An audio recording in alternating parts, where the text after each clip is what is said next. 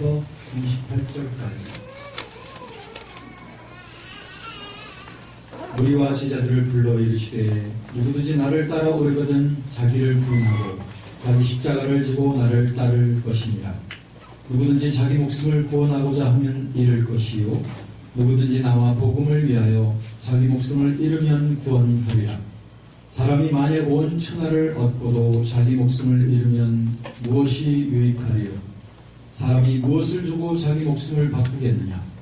누구든지 이 음란하고 죄 많은 세대에서 나와 내 말을 부끄러워하면 인자도 아버지의 영광으로 거룩한 천사들과 함께 올 때에 그 사람을 부끄러워하리라.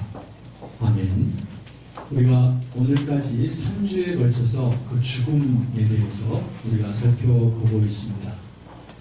지지난번에는 우리가 세상에 대한 죽음, 그 다음번에는 죄에 대한 죽음, 오늘은 가장 깊은 죽음으로서 자아에 대한 죽음, 자신에 대한 죽음을 오늘 살펴보려 하는 것입니다. 사도 바울은 종종 죽음에 대한 그 언급을 참 많이 했던 것을 보게 됩니다. 특별히 그 죽음이란 자기 자신에 대한 그 죽음의 표현을 굉장히 많이 한 것을 봐요. 사실 우리 인간들의 영혼 속에는 죄성이 깃들어 있지만 그 죄의 문제를 죄 사함을 받고 또 받고 하지만 그럼에도 불구하고 죄를 짓게끔 만드는 그 죄성의 뿌리가 우리 안에 있다는 말이죠.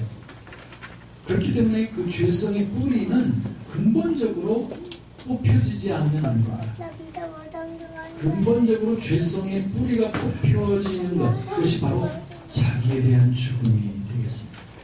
자기에 대하여 완전히 죽게 되면 더 이상 그 죽음으로부터 죄의 열매가 자라날 수가 없습니다. 그러니까 근본적인 처방인 것이죠. 제가 항시 기회를 들곤 하는데 제가 전에 귤 농사를 도울 적이 있었습니다. 그러다 보면 귤을 재배하기 위해서 그 농약을 자주 뿌려주곤 했어요. 한 2, 3일이 멀지 않게 농약을 뿌려주곤 해요. 그럴 때 농약에도 종류가 있더라고요. 어떤 농약은 뿌려주면은 한 며칠 동안, 한 2, 30일 동안 싹 말라있어요. 그러다가 나중에 다시 푹 일어납니다. 그런데 어떤 농약은 근본적으로 뿌리를 마르게 하는 그런 농약이 있습니다. 우리의 죄의 문제도 마찬가지입니다. 자꾸 죄를 지을 때 죄의 용서함을 받고 또 자백하고 용서함을 받곤 하지만 자꾸 그 죄를 짓게끔 하는 원인이 있거든요. 그것이 바로 죄성입니다. 그 죄성은 바로 내 자신으로부터 솟아나는 거거든요. 그러므로 이 자신의 문제가 해결이 돼야 돼요. 그래서 사도 바울은 여러분 익숙하게 잘 아시는 대로 갈라디아서 2장 20절 아주 친숙하죠? 거기에 보면 내가 그리스도와 함께 십자가에 못 박혔나.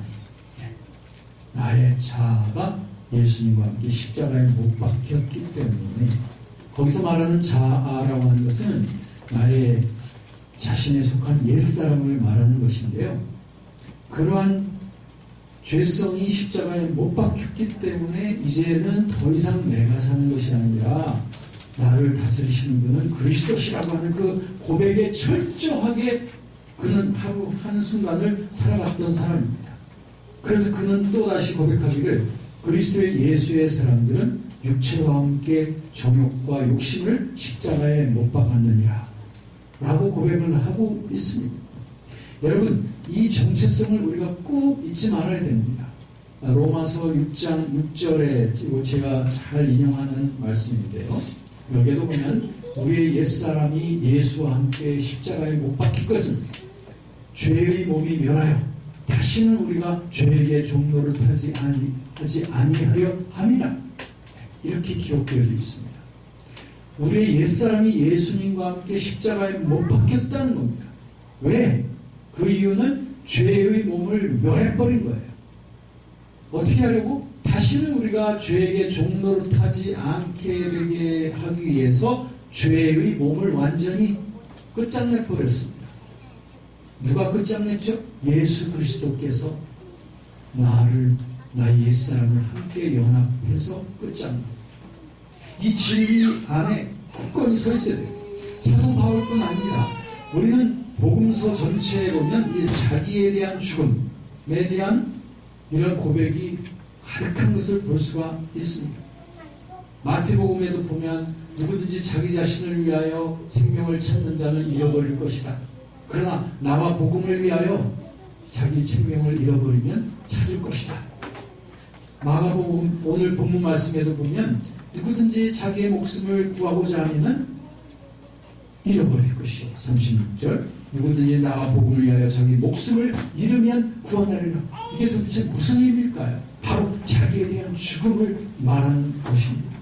누가복음 9장 23절에도 보면 또 우리에게 이르시되 아무든지 나를 따라오려든 자기를 부인하고 자기 십자가를 지고 나를 쫓아올 것이다. 자기를 부인하라고 하는 이 말씀.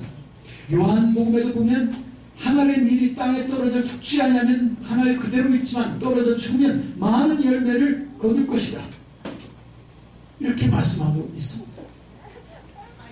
그리고 우리는 이 복음 전체를 통하여 자신에 대한 죽음, 이것이 얼마나 중요한 복음의 핵심인가 하는 것을 알 수 있어요. 그럼에도 불구하고 우리 주변에는 이 복음에 대해서 전혀 깨닫지 못하고 살아가는 사람들이 너무나 많이 있는 것입니다. 이것은 이 복음을 우리가 전해줘야 돼요. 이 복음을 나눠야 됩니다. 이 복음 위에 서 있어야 돼요. 이 복음 위에 뿌리를 내야 돼요.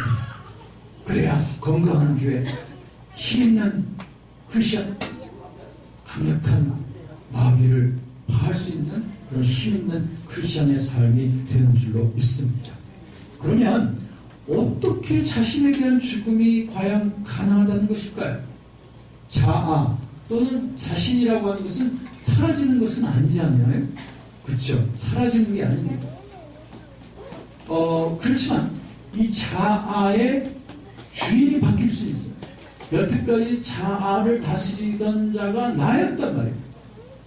그런데 내가 나 자아를 다스리는 것이 아니라 그리스도가 나의 자신을 다스리게 할 수 있다는 거죠.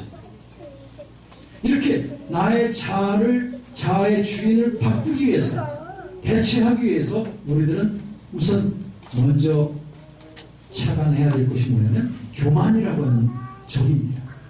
이 교만이라고 하는 것은 우리 자기중심적인 삶의 근본적인 중심이 교만이라는 것입니다. 그래서 고대의 그런 교부였던 어거스틴은 뭐라고 말했냐면 이 교만은 모든 죄들의 가장 근본적인 원천이라고 말했습니다. 즉 다시 말하면 이 교만이라고 하는 것은 자기중심성 하고 동일시 되어질 수 있다는 것입니다. 그러니까 교만의 뿌리가 해결돼요. 교만이 주님 앞에서 십자가에 교만이 달려야 돼요. 그런데 주님께서는 그것을 이루셨다는 것입니다. 그것을 이루셨다고 고백하면서 받아들이고 그 고백의 근거에서 살아가는 것이죠. 이렇게 우리가 만약에 내 자신의 그 교만에 의해서 살아가게 되면 우리는 계속적으로 죄를 짓고 하나님을 반역하게 되어질 것입니다. 그러나 나의 교만이 십자가에 못 박혔음을 고백하면서 그리스도를 왕으로서 늘 인정하면서 살아가게 되면 우리의 삶이 완전 대체된 삶의 영광이 나타나게 되는 것이죠. 그러므로 우리 크리스천의 삶의 승리의 비결은 뭐냐? 대체된 삶입니다.